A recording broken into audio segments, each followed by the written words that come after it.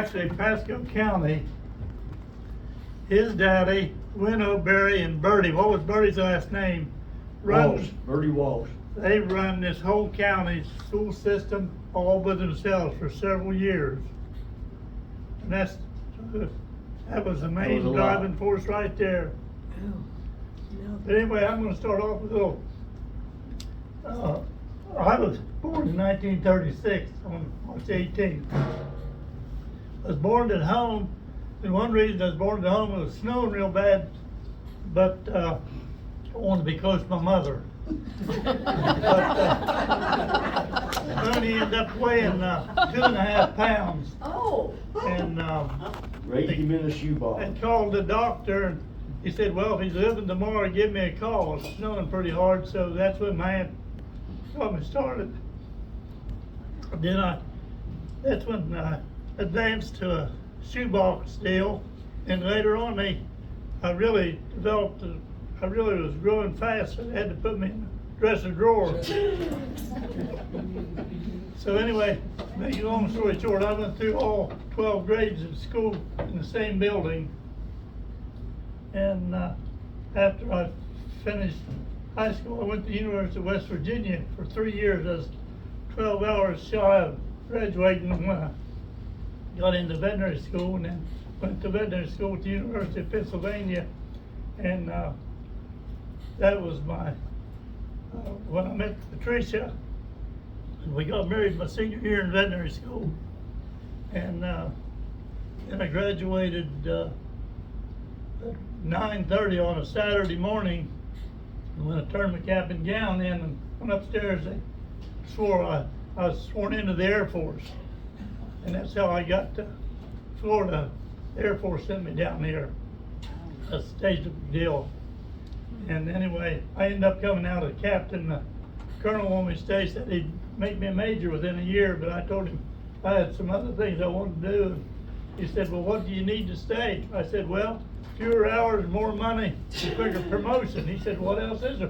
I said, Colonel, I'd tell you if I knew. So anyway, I bumped into Dr. Medill up in Ocala at a horse meeting, and he said his practice was for sale, and that's when we negotiated a little bit. But then, right after I got out of the service on September the 1963, and we moved to Dade City. And that's where I grew up. The farms weren't quite as big as some of these ranches around here. Cumberland Company had 80,000 acres, and working in about 4 different counties when I worked with them. Then we had Starkeys. I did all their work on the East Coast, and then all out of the 15,000, the Barker Brothers 25,000 acres, and all in between. And then that's when I got my rude awakening. The state passed a law that all the dairy cows had to be TB tested and blood tested, and had to inject every cow with 1/10 of a cc of tuberculin in one of the tail frenulums.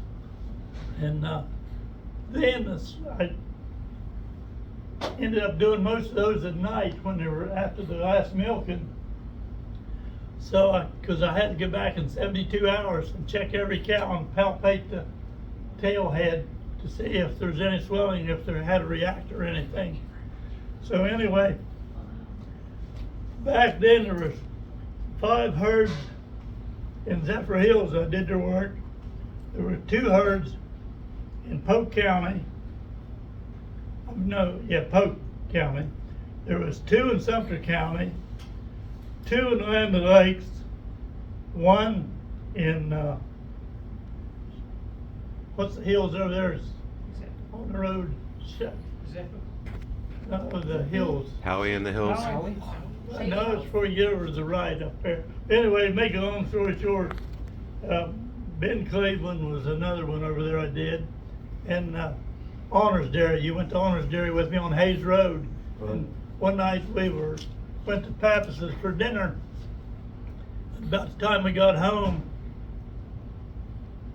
I got a call to go back to Honors Dairy, right back in there. It was foggy, and I'll never forget that. But my best experience on going on calls really was in the dairy down in, you know where the double road starts going to Lakeland off of 98 where it goes into the 4 lanes?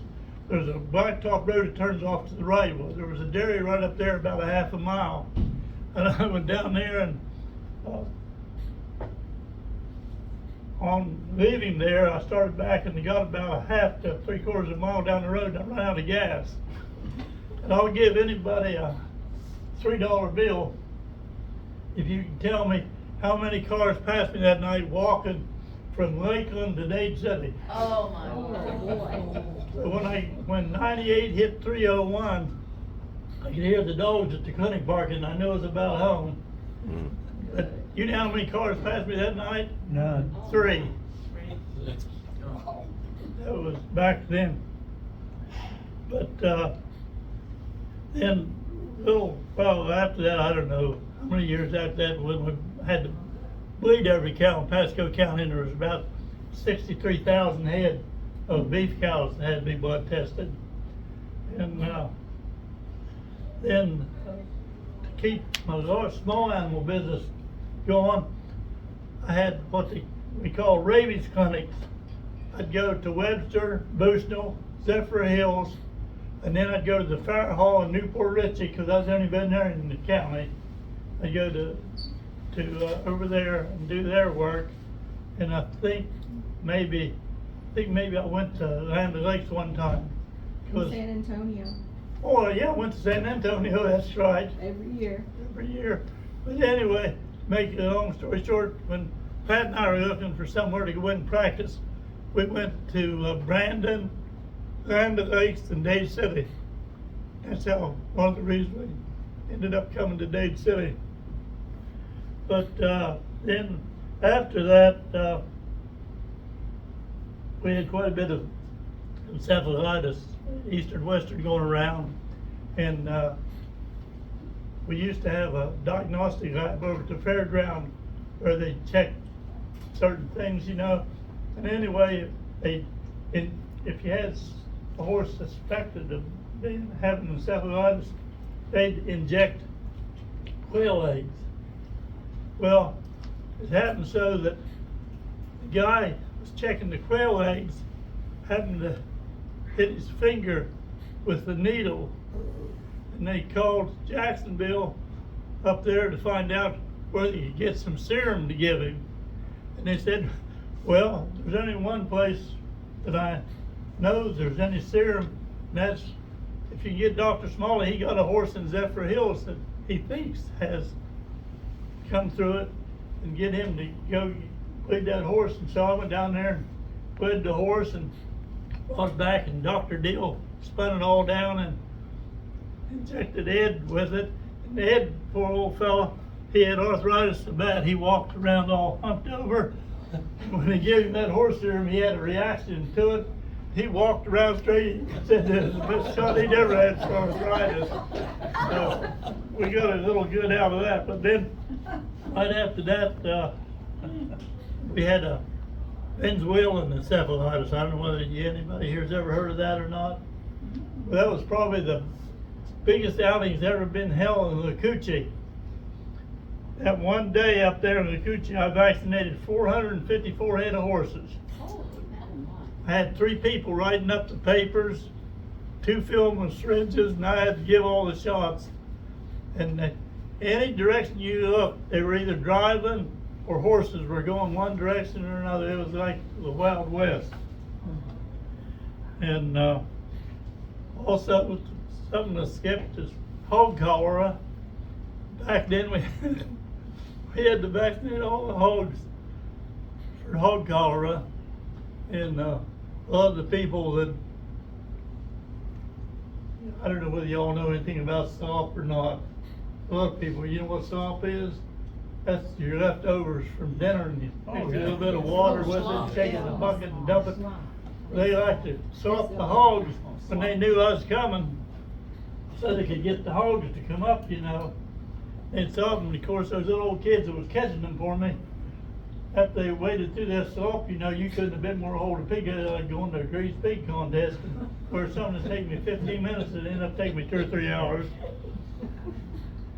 And of course, back then, everybody had, even us, bird dogs, we had coon dogs, we had fox dogs, we had cow dogs, we had all kinds of dogs. And one night I woke up, the lights were all on in the clinic, and that night we were all ready to go into bed, and I happened to look down there, and I was down in Sack Spartman, and his brother and Billy Brown were in there.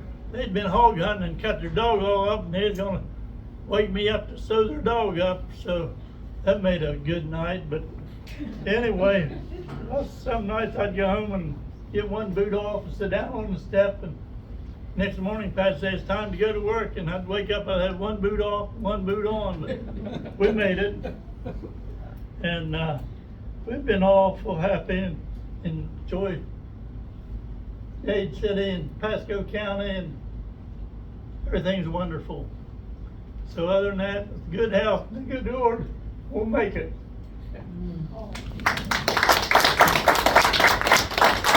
Yes, everyone copy my notes. You gotta stay up there and take questions, they told me. Oh, yeah, but you got the answers, I know.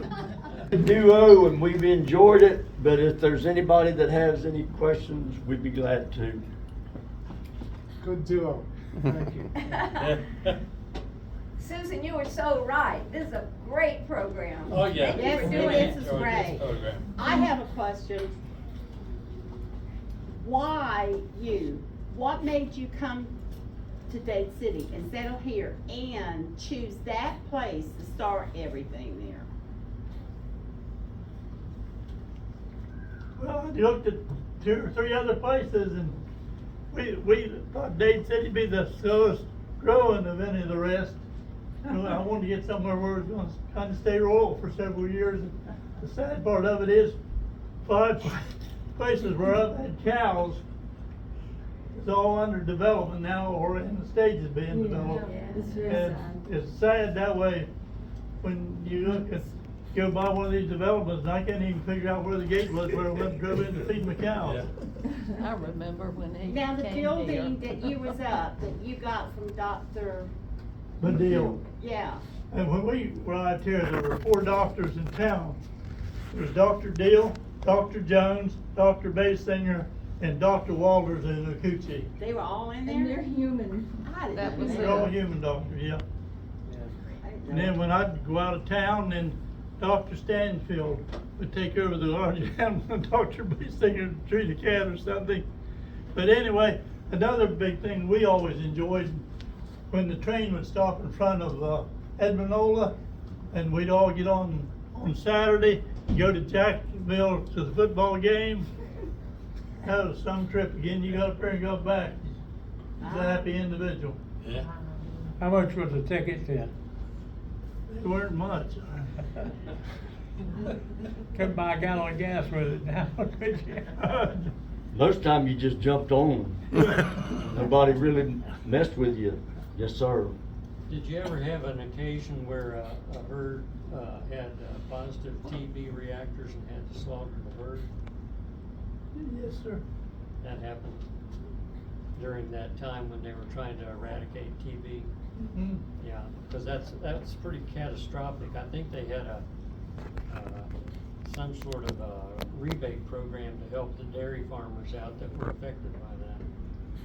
But I guess they were successful in getting rid of TB. Yeah, an interesting case, one of the most interesting cases, maybe shouldn't even tell this here, but anyway, I'll tell it. So listen up. In one case in Pennsylvania, they kept getting a reactor, TB reactor in this herd. Every year they have a TB reactor. This went on 2 or 3 years. And what they finally figured out, the veterinarian finally figured out, this dairyman's son, after he throw the hay down to feed the cows and get down the stairs, he'd have to urinate at the foot of the steps in this calf pen where the calf was really that particular calf. And it ended up he had TB himself. And that's the reason, I don't know whether you're aware or not, but at all the zoos you go to, that's the reason you always see all these solid glass windows. Because they found out after a few years, and the monkeys and apes all dying and getting TB, that they were getting it from humans. So they put up the glass windows and prevented it. And of course, I used to do a little work for a guy up at Bevel's Corner. Yep. And he brought in this little Animal Kingdom. Animal Kingdom. He brought this Gibson ape in. Mm-hmm. Yeah, He Savage had- Kingdom. Mm-hmm. He had it in a wooden box, and they had a double screen door on the end of the cage. And I squatted down because I couldn't see, it was dark in there, and I put my head up against that screen, and he punched me right square in the nose. When he got him inside, he put that gorilla got me around the neck. If he hadn't got my arm loose, he'd choke me to death. In fact, in Africa, when they shot his mother, she had such a grip on that baby that it was 3 days before they could end up cutting her arm off to free that. They cut the arm off, but the arm was still locked around the baby's neck, yeah. Oh, my. So how did you end up with old Oopie that used to do the same thing to me when I'd go out there and try to wash the pins out behind the clinic? That's the meanest dadgum monkey It was a Gibson ape. There you Oopie. But He'd hide. Bill Larkin talked me into, That's right. this Gibson ape taking a holler, they make a wild holler, And he talked me into taking it to help him out in his golf practice to get it out of Zephyr Hills. And I don't know how much he ended up costing me, 'cause see, 2 or 3. Oh, E.B. Larkin had cigars, but he liked it. Look at that. That old Oopie just daved him in like this, and he'd get a little closer. That ape would get him into where he could reach out and grab those cigars, and boy, he'd throw them. We had some. Had some good times. You want to tell them what you told that lady that night she called you up and said her 2 little dogs were locked up? You said, ma'am, hang up and I'll call you back because it just worked on me.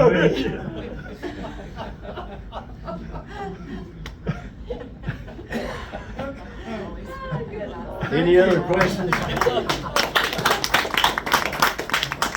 Yeah, I have a question for Chet there.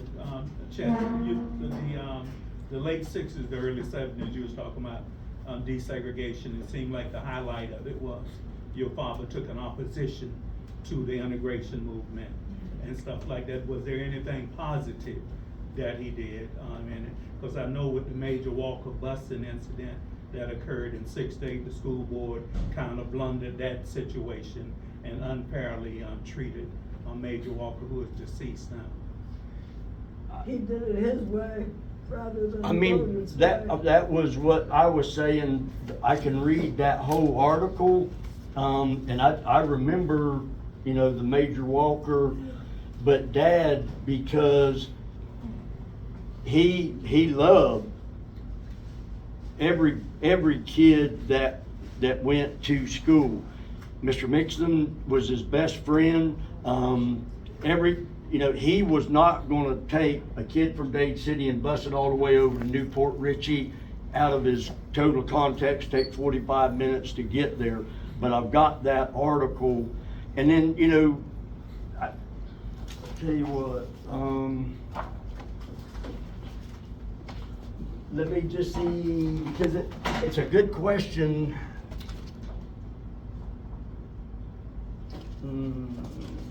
I suggest that what you're talking about is the difference between busing Okay. and segregation integration. Right. Yes, sir.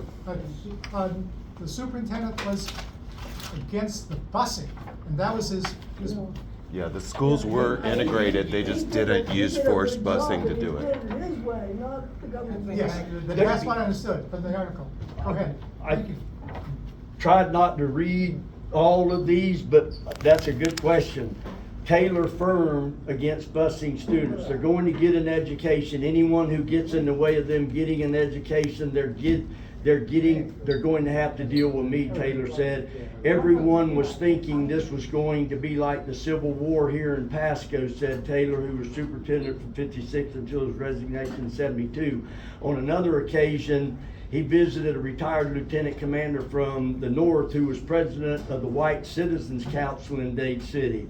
The man sat in his chair with a rifle across his legs.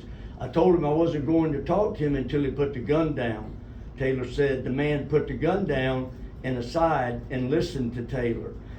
Despite the predictions there would be widespread violence in Pasco, a largely rural community in 1966 with about 7,000 white students, 1,000 black students, there were no violent incidents, Taylor said. But there were scuffles and heated debates and dead chickens and rotten grapefruit were thrown on Taylor's front porch more than once. Pasco County school officials decided they had to follow the Civil Rights Act of 1964, but they refused to bus children across the county for desegregation. It wasn't right, Taylor said. It didn't make sense to put students on a bus and drive them clear across the county. The district filed a federal lawsuit forcing the busing. Taylor was labeled a racist by some newspaper editorial writers for the stance, but he said he was only thinking about the children. It would have hurt the kids, he said. He doesn't recall how the lawsuit resolved, but Pasco was never forced to abide by a federal desegregation court order. Other districts such as Hillsborough and Pinellas remain under these orders for more than 30 years. So, yes, sir. So just add on and just get clarification on this thing now. Eugene Scott and those guys who were over on the west camp, on the west side out there, who went to Gulf High School, eventually Pasco County didn't serve those black kids, and those black kids had to go to school in Clearwater. And that's what it was. That under your, I'm trying to see if that was under Chester Taylor's watch. Yes. Eugene would have graduated around 1972, but before they built the Booker T. Washington around there in 65 sometime or another, those kids were being bused to schools in Clearwater. I mean, I don't totally know. I can tell you, I was just kidding, about West versus East, but it was true. They were more difficult to deal with, but Dad, it's like the St. Joe School. Dad, even though they weren't a certified school, he backed those nuns because he was in it for the education of the kids. Now he was definitely in charge of Gulf High, and he was, because when we have to go to pep rallies as kids, and they drag us to Hudson, to Luch, to you name it, and be at the, baseball field in Dade City. But I can't say that I know enough, I don't think, to answer your question totally. I know I was, Rusty had a good friend, Dave Wright, and they were seniors at the same time. Dave still calls us, comes over, and fishes. We had a good relationship, but I don't totally know about the Clearwater and Gulf deal. Yeah, Dave was one of the first ones to go to the middle school and play ball and win his way on through that way and stuff like that. Yeah. Who are you? I'm not being. I'm reminding Osakilly, but I came up in Brooksville at Hernando High School, so I went through the whole and Dad loved, process. Because the Hernando was also very instrumental in teaming with Dad to get Pasco Hernando. And Dad, I don't know if I read everything because I didn't want to be redundant, but Floyd T. Christian, Commissioner of Education, and Dad was, like from 58 until he, retired, he was chairman of, the superintendent, and when we were kids, not to get off of the story, but again, we perceive things differently. On weekends, like once a year, we'd go to Gainesville to a nice little hotel.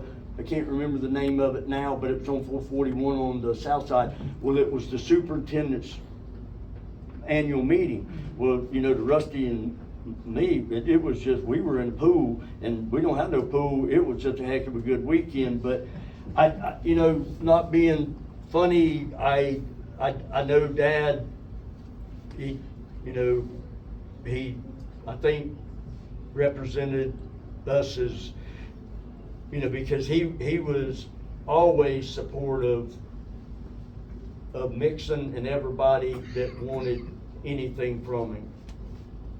But golf, you know, I don't. Well, that's a whole nother side. That, I'm not, and I'm just, Yeah. I'm not, you know, used to, you know, we go play, you know, them, cause they were one of the big four back when it was like Pasco and Hernando, Zephyr Hills. Now it's, my God, there's high schools, so in many places. Well, they wasn't integrating the desegregating Right. the schools to 65.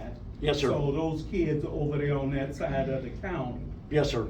if they wasn't segregating, they didn't have a school for them over there. Right. Where did they go? And I was saying that, from what I understand, I can't verify from Eugene Scott, who was a student at that time. Okay. And would have entered into the public Pasco County School around 1959 or 1960 as a first grader, that they had to go to school in Pinellas County, because they couldn't go, there was not a school for them over on the west side.